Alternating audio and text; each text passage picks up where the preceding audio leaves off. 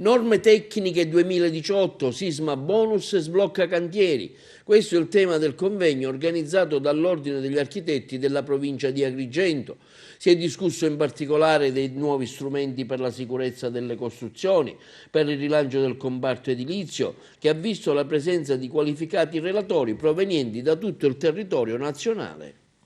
Devo dire una giornata emozionante, la partecipazione massiccia di tanti colleghi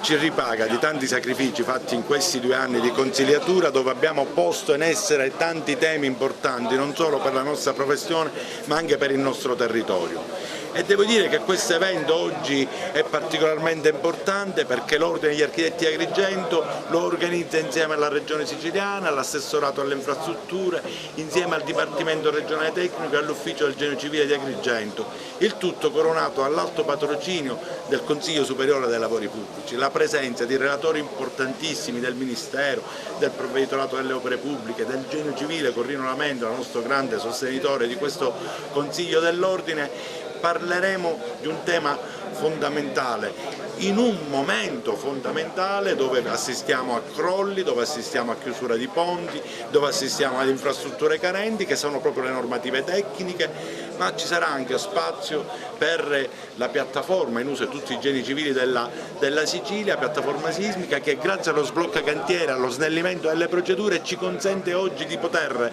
liberamente accedere all'ufficio del genio civile a presentare le pratiche del proprio studio, e questo lo faremo grazie al contributo di 2 nostri consiglieri, l'architetto La Greca e la Licata, che sono stati da supporto a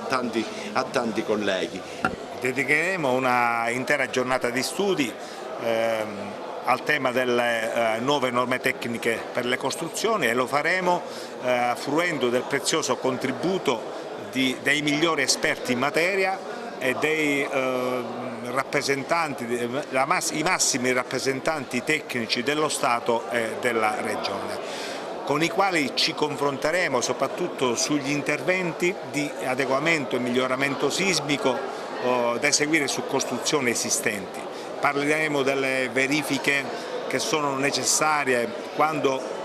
una costruzione esistente manifesta chiari segni di degrado strutturale, parleremo dei materiali innovativi come i compositi fibro rinforzati, le fibre di vetro, le fibre di carbonio, tutti materiali che possono essere proficuamente utilizzati per consolidare le nostre costruzioni, per consolidare anche le nostre infrastrutture che manifestano segni di fatiscenza strutturale, infrastrutture che devo dire che dopo il crollo del ponte di Genova destano parecchio allarme e attenzione da parte degli addetti ai lavori. Il problema è proprio questo, che l'apparato normativo sicuramente c'è ed è estremamente complesso. È difficile dire, questo è meglio dirlo subito, che qui la bacchetta magica non ce l'ha nessuno. È chiaro che questi convegni servono proprio per far capire all'intero mondo professionale che ci si sta lavorando. Il problema è che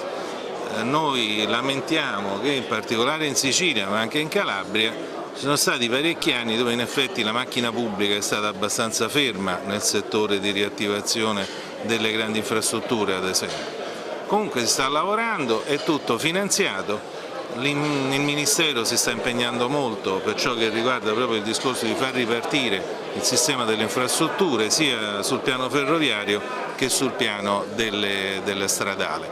Questi momenti sono assolutamente fondamentali e li cerchiamo continuamente anche a livello centrale, perché sono il vero momento di scambio e di recupero delle esperienze, delle necessità, delle problematiche che un territorio ha, chi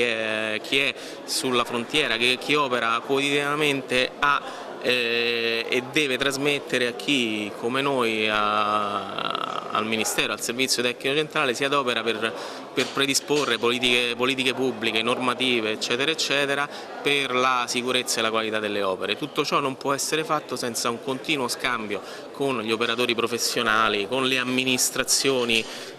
locali che svolgono questo lavoro quotidianamente e che rendono tutta questa operazione la più proficua possibile. Per cui questi momenti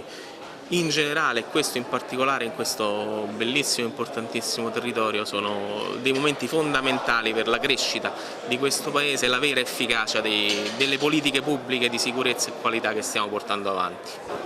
Ritengo che questi momenti siano di fondamentale importanza e che siano un impulso notevole per collaborare tutti insieme per la protezione del nostro patrimonio costruito. Momenti come questi sono importanti perché i tecnici si confrontano finalmente con il territorio, i tecnici con altri tecnici. Sono momenti importanti di verifica e che andrebbero programmati con un calendario fitto. Oggi noi parliamo di normativa tecnica, di sblocca cantieri, tutti di temi che hanno un riverbero sul territorio importantissimo, fondamentale, soprattutto in una regione che è economicamente depressa come la nostra.